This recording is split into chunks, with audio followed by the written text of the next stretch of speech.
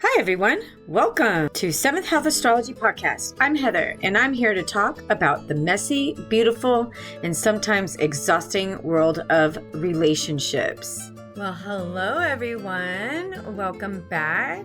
Is it just me, or is this summer flying by really fast and super busy and ridiculously hot? I mean, come on. I shouldn't complain living in San Diego. It's nothing compared to other parts of the country and the world. We are dealing with some humidity that this little Cali girl does not know how to handle, nor do I like it. Nope. Humidity can stay in the East. Sorry, everyone. I know East Coasters know their humidity, but these California-born people, we don't know how to handle this sticky, muggy weather. It's awful. It's awful. For anybody out there struggling with this wacky weather, please be safe and drink water, not soda or those other drinks, especially the energy drinks. When it's this hot, our bodies need water. Be safe out there, everyone. There's one thing I forgot to mention when I was talking about the fire elements is that each of the 4 elements in our chart, will be in different modalities. There's only 3 modalities. That's where I got messed up. Sorry. Meaning that every element in our chart has 3 different modalities. The 3 modalities are cardinal, fixed, and mutable. Cardinal energy is the go, start new things. Fixed is just that. It's fixed, doesn't move. And mutable is adaptable energy that you learn from starting something new in the cardinal, then went into the fixed and worked on whatever you started. And the mutable energies, which we are adapting to what we started, how we mastered it, and now we will use it. Cardinal energies, which are Aries, Cancer, Libra, and Capricorn. They are the energy that gets us up and moves and gets shit done. They're the action energy we express. It's always beginning something new. Okay, we have an idea. That sounds like it might be tough. But you know what? I'm up for the challenge because I want this and I need to create action to get what I want. That's cardinal energy. Fixed modalities are Taurus, Leo, Scorpio, and Aquarius. Fixed energies, like I said, are just that. They're fixed. Stubbornness is key when it comes to fixed energies. But the stubbornness and determination to understand what you started is needed to begin to master what you began. The mutable energy is Gemini, Virgo, Sag, and Pisces, and is the energy that you become adaptable with. Let's try this when you look at a birth chart. Let's use Aries as an example because Aries is the first sign and it's easy to visualize and it's an easy way to understand this. Okay, you have Aries in the first house. So you're an initiator, a leader, you take action in your pursuits. Now let's say you got a grand idea and you just began a new project. That's the first house. The second house is the area where you will be fixed and determined to get whatever it is done, master it, make sure it's efficient, and better yet, making you some money. Okay, you worked diligently on your grand idea. You made it happen. Now you move it into the third house of Gemini, and you now take what you started in the first house and what you built and mastered in the second house, and now you will take this product out into the world or skill you have just created into the world through the third house. Now you are adaptable to network and show off what you created. You then repeat for houses 4 through 6, 7 through 10, and 9 through 12 in the same way. You just go through your chart. You can look at your chart and see where your first house is and work from there. I think it's really fun, actually. So when you're thinking about something like a transit, let's say you have Mars, for an example. Okay, you've got Mars going through your first house and you started something, you initiated it. And then you're going to take it into your next house and you're going to work on it. And then you're going to take it into the following house after that, which is 2 signs over, and you're going to be adaptable to angles in our charts, which are super important. If you have cardinal angles, meaning you have Aries, Cancer, Libra, or Capricorn in either 1st, 4th, 7th, or 10th house. You can be trailblazers, pioneers, people who take action and go for what they want. They turn their ideas into action. But because they are cardinal, they don't have that fixed energy to follow through. If your angles in your chart are fixed, then your 1st, 4th, 7th, and 10th houses will be completely different from the cardinal energy. The The fixed angles are what I find to inhibit people from sometimes really enjoying their lives. Based on signs and planets in these houses, this could be people living in a home that is toxic, but at the same time safe. I find safety is a huge for fixed energy. They will not move unless the road paved ahead is safe and they have been reassured that that road is safe. Okay? They need like double. They may need a ton of experience before they can see that road ahead, meaning they may run into obstacles that, they may get stuck in patterns, but they can miss these obstacles that are being repeated. Instead of moving forward, they stay put out of fear of the unknown. Fixed angles, I find, are the hardest people to help at times because they want to be helped, yet there is this dirty word that I despise, and fixed energies has an abundance of, and that word is stubbornness. Their stubborn nature and fear keep them from truly living their life they want. In my studies in psychology, stubbornness is a huge relationship killer. Thinking your way is the only way and not listening to others' perspectives or not being adaptable, or should I even utter the word compromise? Be an option?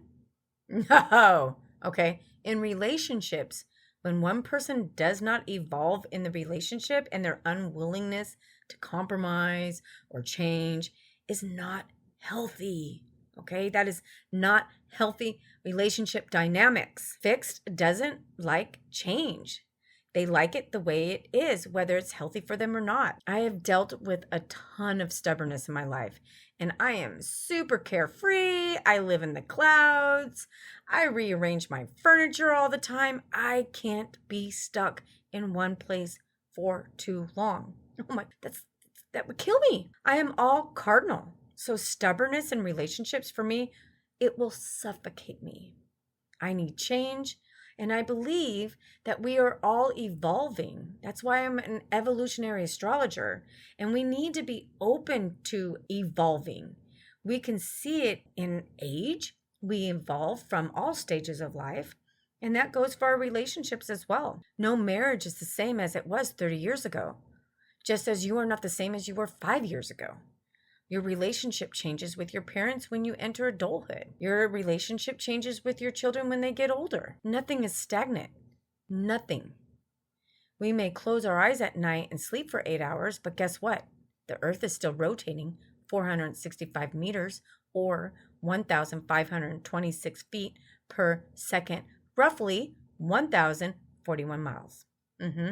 And the southern hemisphere is alive with people doing the same grind we do in the northern hemisphere while they are sleeping. Nothing in our world is stagnant. Next, if your angles are mutable, which are Gemini, Virgo, Sagittarius, and Pisces, you will feel this adaptable energy in your 1st, 4th, 7th, and 10th house. You'll be flexible, adaptable, and versatile. You can be problem solvers. You have the agility to move back and forth from the cardinal and the fixed energies. You will be more adaptable to changes and circumstances than, let's say, those fixed signs. Yeah, those fixed signs really struggle with changes or unseen circumstances that come into their life. It's really hard. The reason why I stuck with these examples with the angles is because the angles of our natal chart are the foundation of our charts and our personalities. I talked about the angles in the episodes of why we choose them, if you need like a little refresher on that. So with this said, I hope this helps as we continue through the rest of the element series. Okay, we moved away from fire elements and we're moving on to the earth element. Earth energy for the zodiac is a blind spot for the fire element. Seeing the sign on either side of a house is our blind spot. So let's use Aries and Taurus and Pisces as an example. Aries is the first sign of the zodiac. The next sign over is Taurus, an earth sign. However, there can be no aspects between these two signs that are next to each other. Well, okay, maybe an out of sign conjunction, but they can't really talk to each other or see each other. This is the same for Aries and Pisces. Aries cannot see what Pisces is up to. So for Taurus and Pisces, they can lack some of the fire from Aries and vice versa. Aries can lack some of what Pisces and Tauruses are doing in their energy. This is so fun to do. It's a really fun exercise to do in any area of your life you feel that doesn't resonate. This might be why. Check to see if you have some blind spots. I have a lot of blind spots. Took me forever to finally see them. Okay, it's because I live in the clouds, yeah, whatever. You will drastically see a different temperament from fire to earth and from earth to air and air to water. Just a reminder, we are every sign, okay? Every sign. Yes, we have planets and points in other areas of our chart, but that may be more prominent than others. But we all have 12 signs in 12 houses. And, just a little astrology side note. Astrology is not deterministic. We have free will. The chart tells your possibilities. It's your choice on how you live your life. You can have a transit coming. Let's say it's a Mars and Mercury. They are in a square, which is a tension energy. This aspect can, on the negative, be a heated argument. Now, let's say it's in your first house of self and your 10th house of career. Knowing this, you go to work and there's a conflict at work with communication, and your coworkers are angry. Communication is Mercury, Mars is the aggression. You now have the free will and the tool of acknowledgement and knowing about this Mars and Mercury. You will have the free will to say what you want or keep your mouth shut. Again, free will. But the energy will be there. It's all up to you on how you use the energy. It's not deterministic. Here's another example. Every 2 years, we get a hard transit. Mars and Saturn come together in a conjunction. I tell myself that I will stay home and not leave the house every time this transit occurs. Every time, what do? I leave the damn house. This last time, it was awful. It was such a hard day, and the whole time I'm yelling at myself, why did you leave the house? Okay, the last time, it was so bad. I almost got in a car accident. Someone screamed and yelled at me for her problem. It was the person who almost hit me. But again, she was screaming and yelling at me. A golfer hit his ball straight at my car and cracked my windshield. This all happened in about 4 hours. Did I want to lose my shit? Yes, I did. However, I knew about this transit and I chose to be the bigger person when all these people were blindly walking this earth, not knowing of the hard energy that we were all experiencing, because all of us were experiencing it at the same time. I knew better and I knew better and I went out anyway. No, I will not continue to live my life in fear of a transit, but I choose my behavior instead of calling it fate. When I first learned astrology and I learned about transits, I saw how I could have solved a ton of problems in my past, or known when to be quiet or when to confront someone or not. I was walking this earth blindly. Of course, I was conditioned young to believe this was all woo-woo shit, but as my spirituality grew, I was open to any and all possibilities. I mean, why wouldn't we come into this life with a blueprint of our personality? I get a lot of pushback from people close to me because a lot of my family are not like me, but I've studied astrology and my spirituality for so long, and I've read so many charts that it just proves to me every day that this is concrete. I mean, we live on a planet. Why is it so hard to believe that other planets' vibration and aspect wouldn't affect us? We are made of the stars. We know this through science. So astrology should make sense. Humans have been studying astrology for over 4,000 years, way longer than religion. The earliest written astrological texts originate in ancient Mesopotamia. We were conditioned to believe this shit is for fun or fantasy or prediction, whatever. But, I guess we're witches, But that's not what astrology is about. Okay, let's go back to Earth. That was just my little astrology tangent there, okay? If you're an Earth sign, you can struggle with this concept. Earth signs are spiritual. They are woo-woo. 2 of the board members at San Diego Astrology are Tauruses. I know many Virgos who are astrologers, and believe it or not, there are Capricorns who are professional astrologers. For Earth, these people need to be proven they had to see a result, something tangible they could relate to. Earth energies do not live with their heads in the clouds. They are grounded to the earth in practicality, realism, and so on.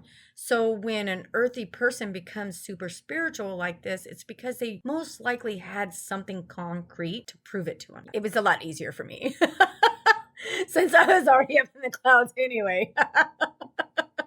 Okay.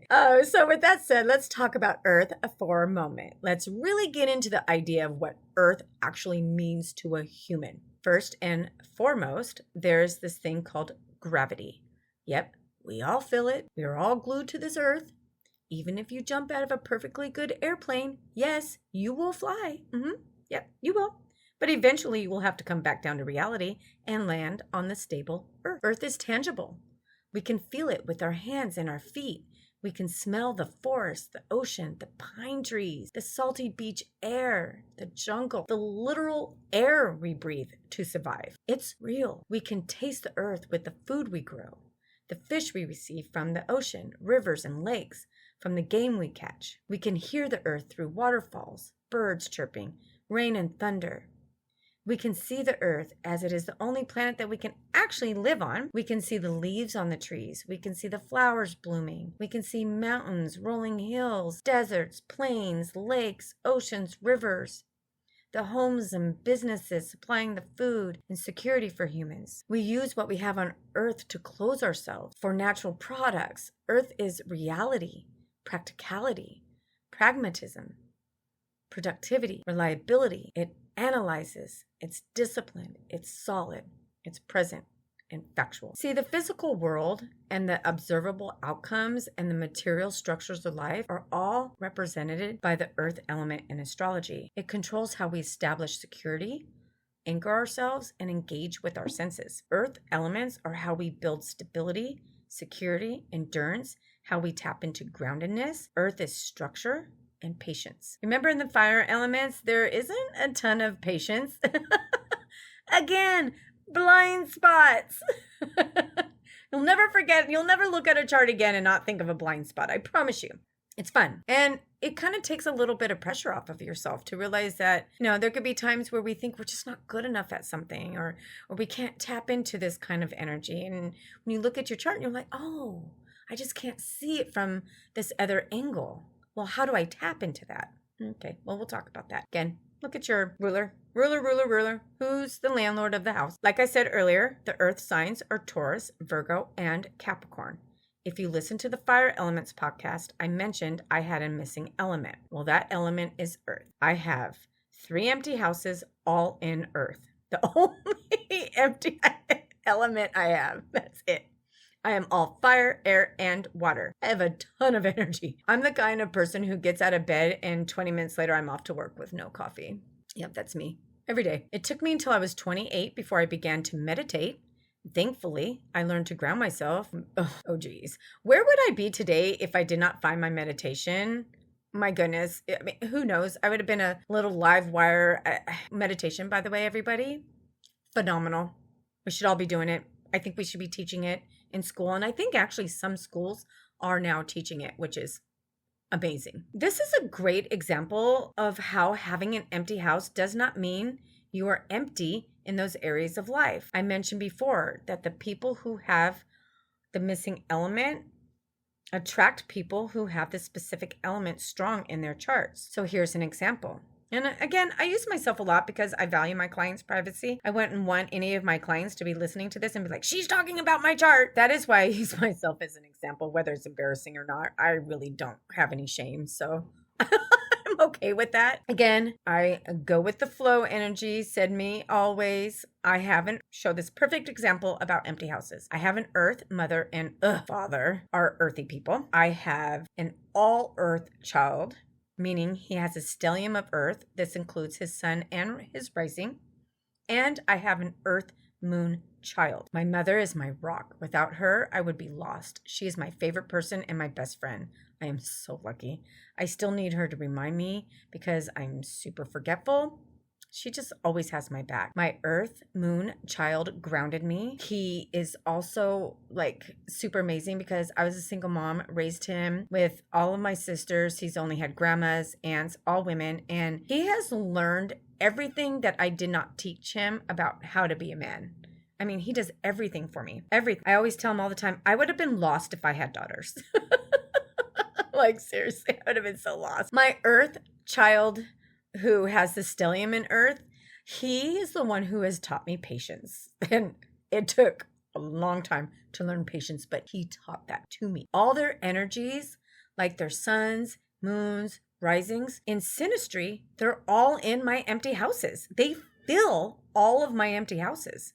It's fascinating how other people can fill those empty houses with a ton of energy. So again, no empty house. Okay. I hope you can understand that having an empty house does not mean you do not hold that energy. Okay. I'll give another example. This just in general.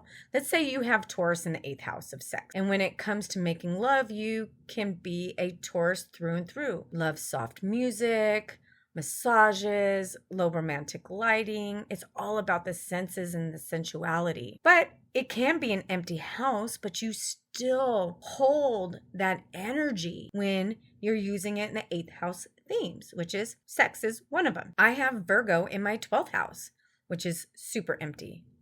I have diligently perfected my spirituality, being alone and working on my consciousness and opening up to source. I also service others in their spiritual journey. It is impossible to be empty in any part of your life. I harp on this because empty houses are probably the question I get asked the most. With empty houses, always look at the planet that is ruling the empty house to tap into the energy so you can feel empowered in that house. So let me give you an example. My 12th house of Virgo, I use 2 rulerships. I use Chiron and I use Mercury. Mercury is the original ruler, but I also use Chiron. And so my Mercury is in my 10th house. It's in Cancer, so I had to learn to nurture myself. And then it's also in Chiron, in Aries, in my 7th house of other people. So I needed to really learn meditation and learn to heal myself from what others have done to me. Okay. Hope that helps. For the earth energies, above anything else is realism. Earthy people are not in the sky thinking about what could be. They live on the earth, grounded in what works. Earthy people are pragmatic to the core. Earthy people are much more concerned what is happening now and how they will be able to deal with it. They want to master it, get perfect, so that whatever they are working on, whether it be themselves, work, or their relationships, their end goal is to make sure it's useful and productive. Some key words for earthy people are pragmatic, efficient, sensual, analytical, common sense, realistic, need for security and status, materialistic in a good way and bad, responsible, organized, disciplined, diligent, patient. They like to create systems. They can excel. They bring order to chaos. They can feel at home in their bodies. They can be good with money. They can actualize what they desire and need. They are patient and take their time learning something or letting something or someone in. They have way more discipline than their fiery neighbors who are far too messy. They are hard-ass workers. All 3 signs have these abilities. They have tenacity, determination. They build safety nets, whether it be work or home and family. Earth needs like no other what is familiar and known. Earth people love predictability and are pretty predictable in their actions. Everything needs to be rational. They can be systematic in their pursuits of love as well. So there's always a shadow, right? In psychology, we can't ever look at not the shadow. We can never forget that there is light and dark side of everything on Earth. When it comes to Earth's shadow, it can be pretty complex. Earthy people live in such reality that is grounded to this earthy plane, they can miss the other beauties of life, like the possibilities that something unknown is not frightening. This can lead to a monotonous cycle of everyday information and data, facts, and details. They can also be so anal about this that they can forget to have fun. Remember, fire is fun. There's that blind spot again. Because earthy people tend to undervalue or worse, repress a more fantastic, grander vision like the fire elements, they can become compulsive, narrow-minded, overly simple, overly possessive, because too much vision can threaten their security. But what this does is limit a person's ability to live to their fullest. Again, we all have fire, but when earthy people tap into that, they can get scared that initiating a new experience can threaten their security. Shifts and change is horrifying to an earthy person. They can miss what else is available to them. The fear of the unknown and the fear of change keeps them stuck, keeping them in inertia. Everything needs to be the same. If it changes, there will be chaos. But this is just fear, and fear holds us back. Many earthy people can be riddled with irrational fears. Because earthy people are so rational and pragmatic, they forget about their intuition. I have a great story about that when we get to Virgos. Earthy people forget about their imagination and dreams. They can live in an endless work and no play, while continuing to accumulate material objects out of need for security. Again, they forget to play. That damn blind spot. In relationships, earthy people can be overly judgmental, critical, cynical, unwilling to compromise, need for perfection. However, earthy people are attracted to fiery partners. Yes, they are. When an earthy person is with a fiery person, this can bring up problems though.